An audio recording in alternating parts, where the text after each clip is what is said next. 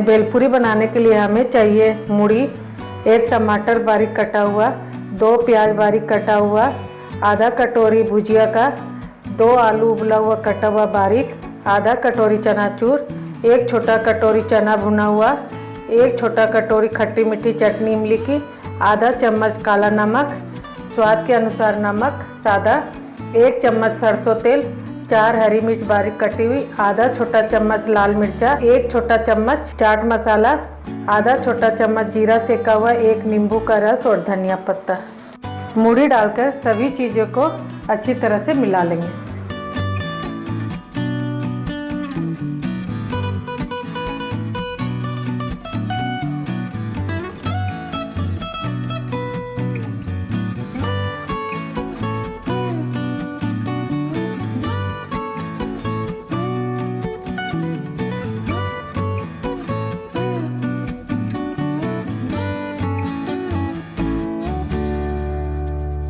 अब हमारी भेलपुरी तैयार हो गई।